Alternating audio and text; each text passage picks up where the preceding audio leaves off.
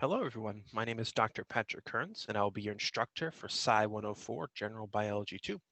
So I just want to make this quick video, 10 to 15 minutes tops, just basically going through the syllabus, introducing myself, and telling you what I expect from you from this course and how this course is ultimately going to run. So, as mentioned, my name is Dr. Patrick Kearns. You can feel free to call me Pat or Patrick, or if you want to be more formal, Professor Kearns or Dr. Kearns, whatever you choose, it is perfectly fine with me. So, my background is actually in microbiology. So, I actually got my PhD in microbiology from Northeastern University here in Boston, Massachusetts. And my degree focused on the microbiology of soils. So I was an environmental microbiologist. So I like going outside and getting dirty and all that fun stuff. And I actually think that's kind of a neat thing for this course because this course is so heavily focused on the environment as well as evolution. So it actually ties nicely into what I did as a graduate student. So um, as I mentioned, I just want to go through this syllabus. So let me share my screen so we can look at this. So when you log on to my RCC, you'll be able to see this exact syllabus. So Sci 104, Section 8, as my name here, Patrick Kearns. This is my email, pkearns@rcc.mass.edu, and my telephone number is here. If I don't pick it up, just please leave me a message and I'll get back to you as soon as I can. But the fastest way to reach me is going to be just this email. And that's what I recommend the most. If none of those work for you, just let me know. We can find another way to communicate with one another. Now, this course, in terms of materials that you will need, there is a free textbook available on OpenStax. It's called Biology 2E.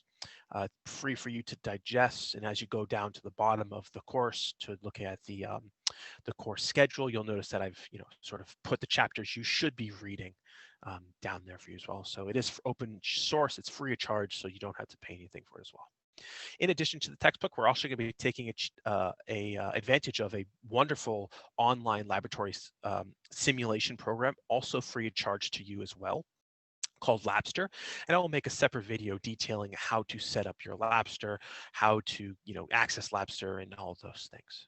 So in terms of things you need to buy nothing. You just need a computer with internet access. And actually it doesn't need to be fast internet access. It just needs to be internet access.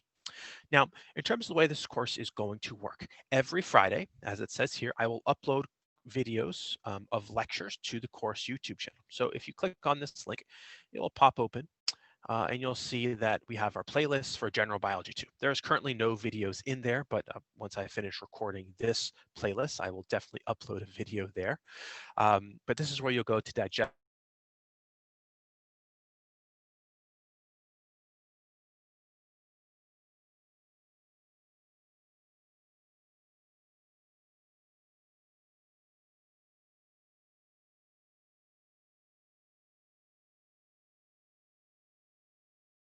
three o'clock every Friday. I will try to make them as short as I physically can, but the reality is some of these lectures are going to be a little bit long, 2 hours or so. But again, I'm going to try to aim to make them short, as concise as physically I can. So that's sort of the flow of the course. Now, in terms of how you'll be assessed, so there is going to be participation grade, and I'll go through that in just one moment. But there's things that are a bit easier to understand. So the first being that there's 3 exams and they're spaced exactly evenly. So every 5 weeks you have an exam. This is an exam that will be done virtually. So I'll post the exam to my RCC for you, and you'll have about a week to do the exam, and then you'll just email me the exam back with your answers on it.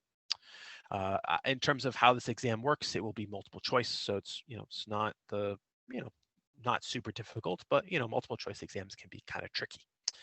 So that's 30% of your grade. Assignments, so basically homework assignments. There are, if I'm not mistaken, 10 of them, and these are going to be multiple choice assignments for you to do as well, just to test you in between each of your exams. The final largest component is going to be your Labster simulations. And I will make a separate video for how Labster simulations work. So let's dive into this participation thing. What is participation? How does it look like in a asynchronous class? Well, it's pretty straightforward. If we log onto my RCC, and it's pretty straightforward. So if you're taking advantage of my RCC, it's a fantastic resource. And so we're going to be relying pretty heavily upon this. Now, when we go to MyRCC, as you can see, you'll notice that there's some materials here on the left menu. So there's an overview and stuff like that. You won't see roster and certain things, but you'll notice there's coursework where I will assign things.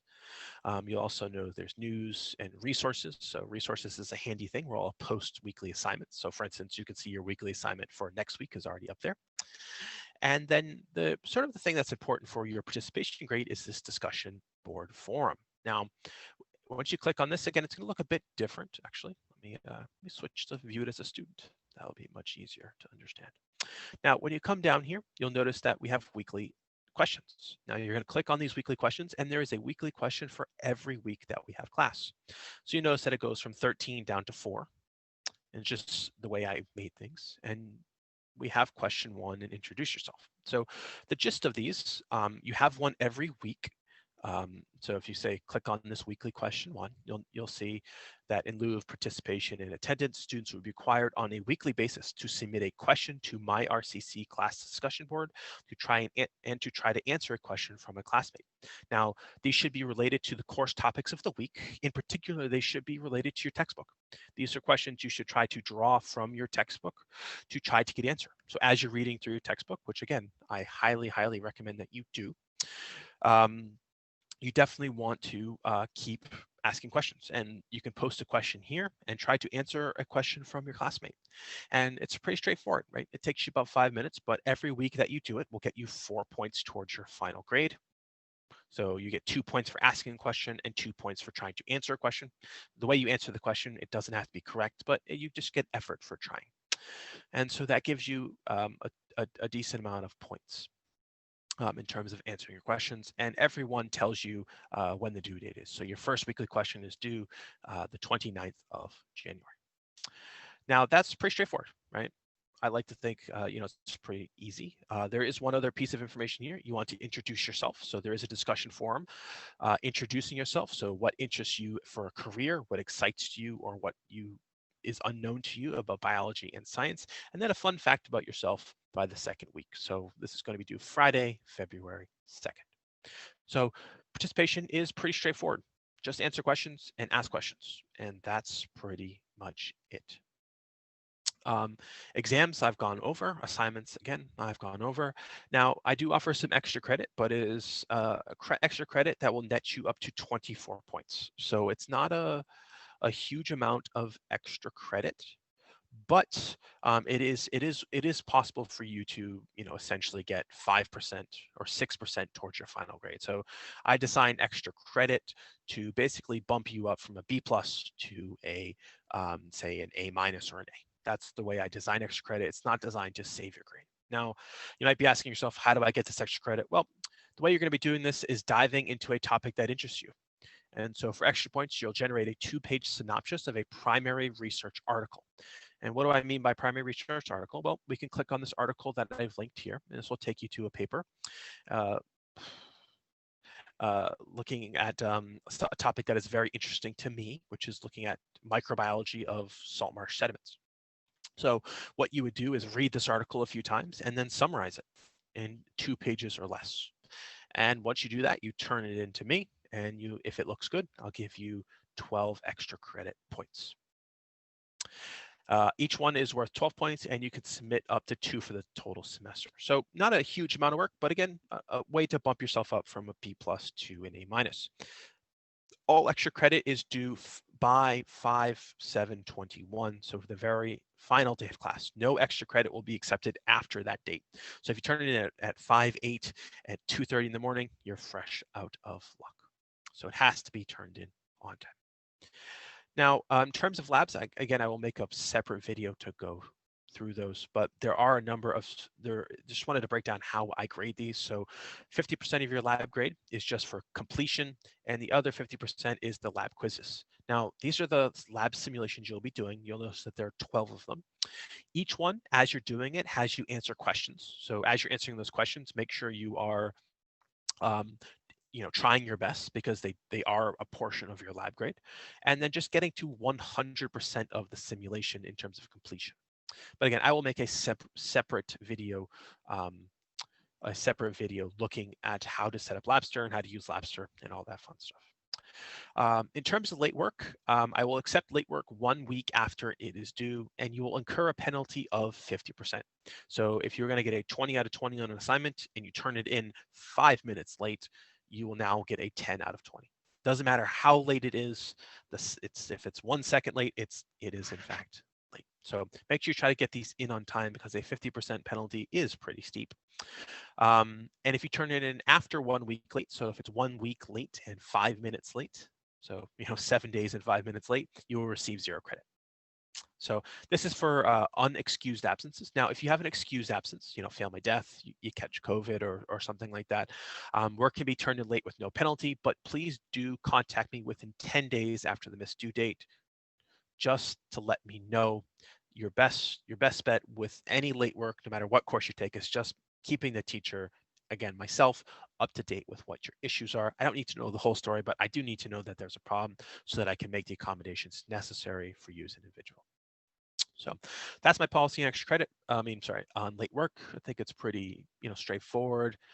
It's lenient, but definitely make sure that you try to turn in all your work late on time. As you'll probably notice from the sort of the way the course is structured, I designed my course so that if you show up, do all the work, you're likely to do well. And the only way people don't really do well in my courses is if they just don't do the work. Now, the final sort of aspect here is this course schedule. And so there will be no actual class this very first week. I call it week 0 just because, there's nothing. You should be watching this video. And there is obviously no lab work, but you'll notice is that as we go through from week 1, 2, 3, it tells you what textbook chapter to read, what the weekly question is going to be, and there will be a lab simulation as well. Now, you'll notice that I also tell you you should have your weekly questions. So weekly question number 1, weekly question number 2, you have WA, which are weekly assignments, and that tells you right here, WA equals weekly assignment. And it just basically tells you everything you need to do on a week-by-week basis. I always recommend to my students, this syllabus is a contract between you and myself. I will change, unless I let you know, I will change nothing on this syllabus. So if you ever have a question of, oh, what is due this week, just head right over to the syllabus and you go, oh, on 12/12, I noticed that I have weekly assignment number 2 due, and I have to ask weekly question number 3. Okay, great. Let me knock those out real quick and make sure I do them on time. And then you'll notice as we sort of go down, exam 1 tells you exactly what's on exam 1, and I will post a study guide for exam 1 as well, exam 2, and then finally exam 3. So that is the sort of the gist. Everything is laid out for you. I try to make things as easy as physically possible. I know taking online courses really stinks, but I do want to make sure that everyone has the opportunity to succeed. All the materials are there for you, and I can be the best resource for you as an individual. Now, I just want to make 2 quick notes, or actually 3 quick notes before we wrap this video up. So the first is student accessibility services. If you have a diagnosed learning disability, let me know ahead of time. Usually the college will send me stuff, but sometimes students are late to the game or whatever about any number of learning disabilities or anything like that. But please do let me know so that I can make accommodations for you as necessary. I can't sort of retroactively give you accommodations if you come halfway through the semester and say, oh, I have ADHD. It doesn't really work that way. So let me know as soon as physically possible if I need to make any accommodations for you. Now, the other thing I want to make mention of about these accommodations is, when we're thinking about these as like diagnosed learning disabilities, there's plenty of undiagnosed learning disabilities out there. So if you feel yourself struggling, whether it's with learning the topics or whether you feel like you're struggling from, maybe something like depression or anxiety, please just reach out to me as soon as physically possible so that I can make the accommodations necessary so that you as an individual can in fact succeed. But your best bet is just to stay in contact with me. If you have a question, reach out. If you're having troubles with something, reach out. Always just reach out. I am here as a resource for you. Now, the final thing is this academic integrity statement. Don't cheat. Don't work with people on your assignments. Everything is to be done individually for this course. So I can't really tell if you're cheating. So you're on your own. You're on the honor system with cheating here. And this is how the grading scale breaks down. So that is going to be it. That is our course for the semester. I hope you all come uh, ready to learn. I'm excited to be teaching. I'm always excited to be teaching for that matter, but I'm always excited to be teaching a course that is so heavily focused on the environment and evolution. So if you please have any questions, do let me know. I'm available for you whenever. We can talk on the phone. We can talk via email. If you want to talk on like a Google Chat or something like that, just let me know. But I am here as a resource for you, and the best way for you to take advantage of me as a resource is to talk to me and reach out. So with that, I am going to stop sharing, and I will see you guys in class. Take care. Goodbye.